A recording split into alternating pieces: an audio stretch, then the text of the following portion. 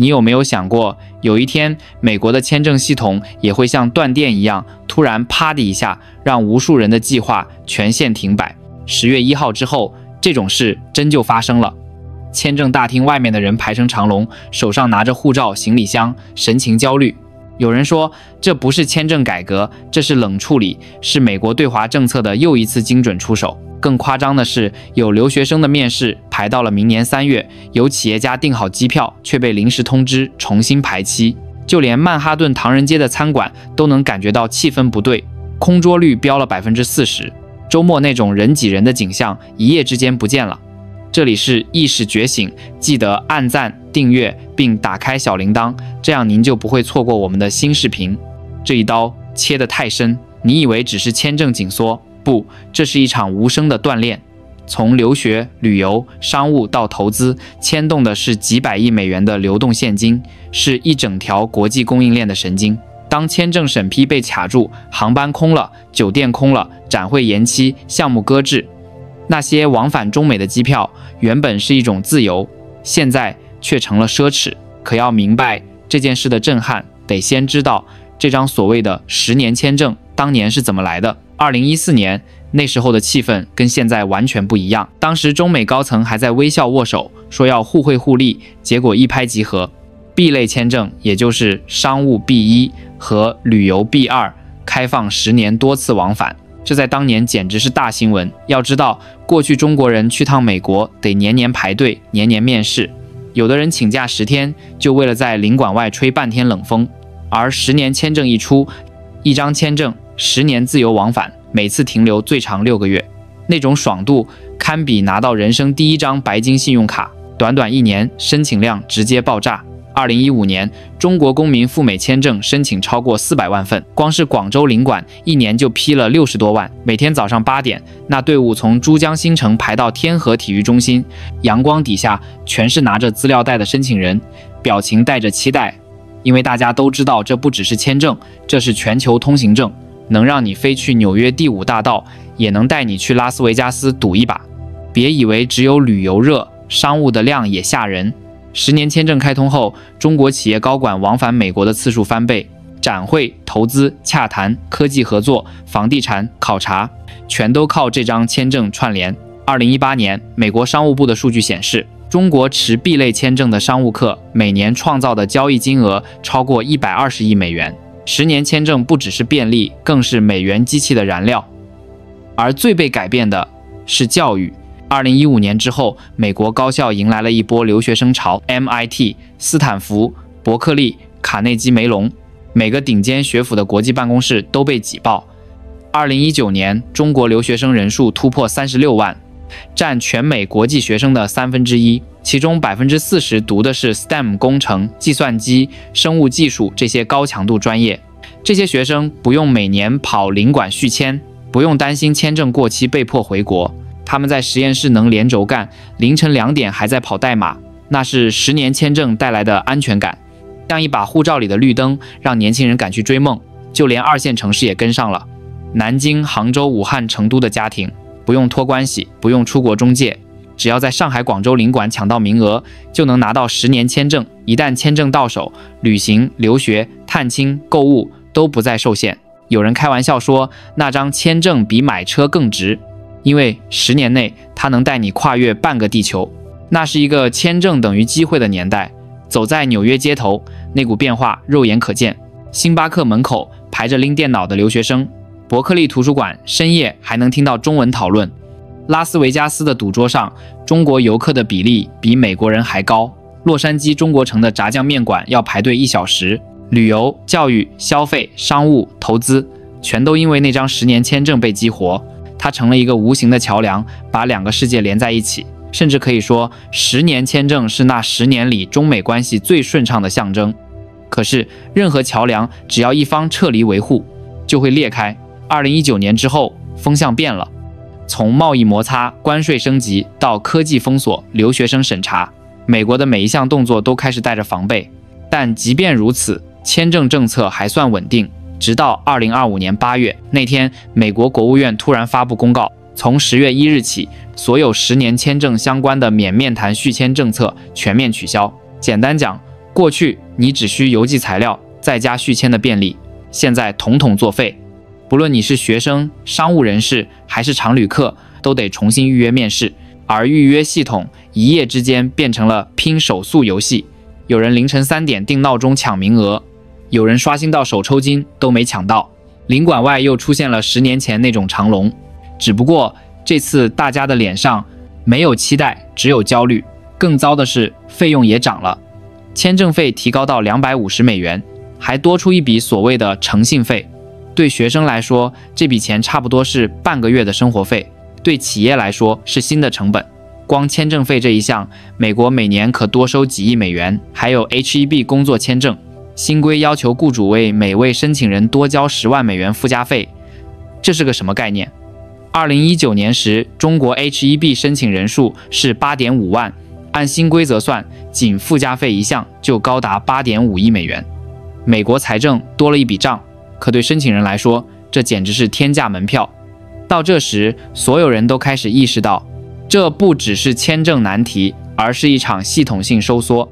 STEM 专业、敏感科技行业成了重点审查对象，哪怕是普通留学生，也要提交研究计划、导师信、过往项目记录。面试流程从20分钟变成1小时，审核周期从2周拉长到2个月。波士顿、加州、纽约的实验室全被波及，教授们抱怨项目推迟，学生无法按时报到，有的甚至因为签证没下来，被迫延迟1年入学。MIT 有实验项目直接暂停，因为1/3的助研还在等签证。想想看，这一纸公告影响的可不只是几万名学生，是连锁反应，科研延误、资金冻结、展会空档、航班削减。美国的大学、科技企业甚至餐饮业全都感受到同一股冷风，一场签证风暴正在全球蔓延。你走进曼哈顿唐人街的周末午市，第一眼不习惯，原本门口写着等位30分钟的餐馆，服务生站在门边发呆，油锅声还在滋啦滋啦响，后厨手没停，可前厅空出一排桌，老板把菜单翻来覆去，嘴上逞强，晚上会好一点。可大家心里都明白，少了那波说走就走的远方客，整条街的节奏就慢了半拍。旧金山也一样，你看坡上的霓虹牌还亮着，可游人不再成群结队。有店主说，原来周末要多招2个人顶班，现在1个人就能应付。不是他们不想热闹，是热闹的燃料被卡在系统里，签证排期、审核加长、临时补件，一环慢，环环慢。再切到洛杉矶，机场接驳车空出座位，酒店柜台主动给升级，商场导购笑容更殷勤，热情没有少，只是流量变稀。你可能会问，这跟我们有什么关系？别急，镜头马上拉回台北。对台湾来说，这股风向更像压力测试。你会发现，台北非美国的客座结构在变，商务、学术、会展还有，但大家开始更早订票，更早备料，跨境合作开会。线上会议比例抬头，要面对面签的项目被迫把时间线拉长。大学端也在提前发提醒，材料一次到位，面试尽早排，变更方案预案到人。说白了，我们不喜欢不确定，但我们很会管理不确定。你看新竹科学园区项目排期不是说紧就紧，说松就松，流程表、关键人、替代路径、远程方案，骨子里那套工程思维反而在这种时刻显出价值。别人等签证，我们先把接口打通，先把测试跑完，先把样品寄出去，不是逞强，是习惯。先把自己能控的部分做到极致，剩下的才交给运气。这就是我想说的第一层。当外部门槛升起，台湾的基本功能把不确定压回到可控区间，不是喊口号，是实操。镜头回到签证风暴的源头，政策一收，最先晃的不是巨头，是边缘。短期差旅、快速试水、临时参展。过去很多跨境订单靠的是人到即开工，飞一趟聊2天，第2周就能打样。现在同样一个动作，前置期得多拉几周。你以为只是时间成本？不，所有先到先谈的机会都在被重排队列。这时候，台湾企业的反应速度就显得珍贵。我们习惯在不完美的信息里做决策，先部署远程演示环境，先寄小批量样品，先把质量文件和验证报告走一遍。客户要见面可以，但我们把能先跑的流程提前跑完。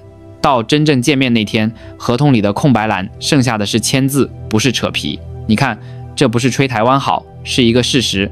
我们在慢变量里做出了快动作。再把镜头拉远一点，看会展经济，拉斯维加斯的 CES， 芝加哥的制造业展，西雅图的航太展。往年摊位一位难求，走道拥挤，现在空出了几个角落，展方会努力补量，没问题。但买家卖家物流资金那条线已经出现了细微的拖影。对台湾厂商来说，这既是挑战，也是窗口。挑战在于人不到，信任成本上升；窗口在于只要你把交付的确定性做稳，买家自然往你这边靠拢。为什么？因为别人还在排队，你已经把样做出来，把验证通过，把售后脚本拟好。这就是供应链的心理学，谁更让人放心，谁就赢。有人会说，这次变化会不会只是短期？我反问你，金融市场里什么叫短期？只要关键假设被改写，短期就会拖成中期。签证、合规、风控、技术敏感度，这些词一旦进入长期框架，企业的流程就会重写。那对台湾是坏事吗？不全是，因为我们的优势恰恰在流程，在质量，在准时。越是合规驱动的世界，越需要可验证的可靠。而这4个字刻在台湾制造的标签上，把视角切回校园。你在台大、成大、清大、阳明交大看，今年申请美国项目的同学有什么变化？更谨慎，更早准备，多方案并行。有人主申美国，也多投一手欧洲。有人先走线上联合培养，把研究先挂上轨，再择机过去。别把这当作退缩，这是策略升级。我们不是要赌运气，而是要保成果。研究不等人，数据要累积，论文要推进，实验要有人接棒，签证有变量，科研不能停摆。台湾的实验室就是这样， A 方案走美方， B 方案走欧方， C 方案走产学链，3路并行，哪边通哪边加码，这就是系统思考的现场版。回到社区层面，你会更直观地看见风向。纽约、洛杉矶、波士顿，海外的台湾餐厅这阵子也学聪明了，把午市压缩，把晚市做深，把菜单做轻，把外卖做强，跟在地社群合作，办音乐小场，办主题夜市。以前靠过路客，现在主打熟客圈。你可能以为这是退守，不，这叫换打法。等风来，也要自己造一点风。台湾老板最擅长的就是把小店做成生活据点。当大流量往下走，小半径的关系网就变成护城河。我们再拉回宏观经济，任何人流政策的变化都会映射到2张表，一张是城市的服务业营收曲线，一张是企业的现金流敏感度。曲线会抖动，敏感度会上升，这都正常。关键在于你能不能把抖动变成节奏，把线下签改成线上初审，把长周期谈判拆成短里程碑，把一次性交付改为滚动交付。听起来像管理学部，这是活法。台湾人在这种细节上一直有耐心。我们不喊颠覆，我们把弹性用到极致。好，讲回这次风暴最刺耳的那几个词：排队更久，材料更厚，审查更细。你一定想问，那有没有解？有，但不是捷径，而是路线图。第一步，时间前置，该半年准备的当成9个月，该一轮沟通的当成2轮，把不可控拉到可预期。第二步，证据化，不管你是学生还是企业，把你的可信度做成包，研究计划、合规记录、过往成果、第三方背书，不是有就行，是要好拿、好读、好验证。第三步，多通道，线下能等就等，线上先跑，美方排不上，欧方、日方、加澳要有替代，合作不撤，路径多开，别把希望压在单点。听起来朴素，可真正能在风暴里站稳的，就是这些朴素的功夫。你可能会说，那观众听这些会不会觉得太务实？抱歉，这就是我想给台湾观众的好话，不是捧场，是尊重，尊重我们的韧性，我们的专业，我们的不急躁。当别人在社交媒体上用夸张的词汇蹭热度，我们在笔记本里画甘特图，把每一格时间填满。当别人感叹签证难，世界变，我们说一句行程加长，那就提早出发。还没结束，我们把镜头推到供应链。你看美国西岸的港口，装卸节奏会因为差旅减少而更松吗？不一定，因为货物属性在变，更少的场内临时决策，更多的远程预排。对台湾外贸企业意味着什么？意味着接单前置的资料准备要更扎实，交付窗口要更窄，异常响应要更快。这3件事我们一向不差，差的是有没有把它说清楚，给客户吃足定心丸。记住，越是合规与风控抬头的时代，可追溯、可审计、可复现的能力就是溢价。再谈资本市场的心理，当签证变成变量，跨境并购、联合研发、基金路演都会谨慎。谨慎不是坏消息，谨慎代表更看重基本面。台湾最不怕别人看基本面，我们怕的是被忽略，而不是被审视。所以机会在这里，把看得见的确定性摆上台面，稳定良率、准时交付、长期客户复购、弹性产能，这些词越枯燥越有力量。因为资金在怕风，但资金也爱稳。讲到这里，你大概能感受到一个底层趋势。世界的门槛在升高，但信息的透明度更高了。出行更难，但验证更快；面对面减少，但数据与流程对话增多。这其实很适合台湾人的行事方式，靠一次次小而快的真本事，堆出一条大而稳的可信路径。最后，把镜头拉回个人。如果你是准备赴美读书的年轻人，请把目标校导师项目3件事拆开，一件一件拿下。先把研究问题讲清楚，再把资料打包规范，再去追进度。别让签证决定你的人生节奏，让你的准备决定签证的节奏。如果你是企业主或业务负责人，把项目切成里程碑，每个里程碑都可远程验收。必要时，把见一面谈完的逻辑改成线上3次推进加1次收口会。你会发现门槛变高不等于门被关上，只是换了一把更严的锁。而我们手里正好有那套做事的方法论，是钥匙批。1. 留学的作战术，签证不稳就让成果先跑。以前我们出国留学的节奏是拿录取、办签证、订机票，现在顺序要反过来，先跑研究，再等签证。什么意思？导师可以远程指导，实验室可以视频开会，论文可以云端协作。很多人以为没去美国就浪费1年，其实不然。只要你把实验计划、数据采集、研究框架提前启动，你的时间不会空转。学术世界里最怕的不是签证慢，而是人自己停下来。谁不停，谁就在局里。再来一个实际建议，所有赴美文件都要数字化备份，签证、录取、成绩单、推荐信、财力证明、科研成果，这些资料一旦进入审核阶段，补件速度决定命运。别人花3天准备补件，你花3小时上传，你就赢了。签证官不是神，他看的是可信度加完整度，越专业越清晰，越省他时间，他越放心。这就是文件作战的心理学。2. 企业的作战术，别被签证绑架，要用流程赢信任。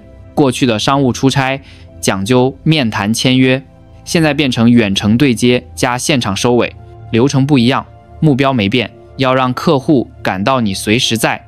举个例子，台湾有家做机电模块的小公司，以前1年飞美国7、8趟，现在签证难排，他们干脆把客户支持中心搬上云，样品寄过去，检测报告同步问题追踪公开，进度日报自动生成。客户发现，即使不见面，他们的反馈速度比美国本地厂商还快。结果，疫情后订单反而翻倍。这就是典型的软实力运营，别人靠人情维护关系，你靠透明赢信任。所以，签证变难不是灭顶，是分水岭。它会筛出真正能用系统说话的企业。未来，客户要的不是你能不能来，而是你在不在现场都一样专业。听懂这句话，你就走在别人前面1年。3. 展会的作战术，从现场营销变成信任预热。很多人以为签证收紧会让展会死，其实不会。展会的形态在变，从交易场变成信号场。客户不一定非要见你，但他们会观察谁提前布局。台湾厂商懂得提前释放信号，3个月前寄样品，2个月前视频连线，1周前线上演示，到展会当天，人家早就知道你是稳的。有出席就是加分，没有出席也不减分，因为你的在场感早在展会前就建立了。这就是新逻辑。展会不是开始，而是验证，验证谁最自律，谁的系统最能自动运转。签证慢的年代，你的行动要比签证快。4. 资金的作战术，资本怕不确定，但更怕懒惰。签证、政策、关税这些不确定因素，对资本来说是风是浪，可在浪里能稳住的企业，恰恰是他们愿意下注的对象。所以不要抱怨签证让你慢了，要用这段等待期把数字做漂亮，现金流、客户续签率、产能利用率、研发里程碑。当别人浪费时间在焦虑，你在优化指标。风平浪静那天，你的估值自然上去。有投资人说的直白，签证只是门票，绩效才是护照。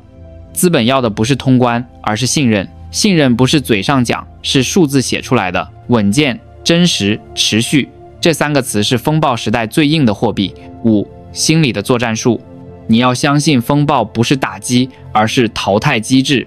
风暴不是来害人的，是来帮市场清场的。当政策收紧，流程复杂，门槛升高，真正留下的永远是那些有准备、有体系、有韧性的人。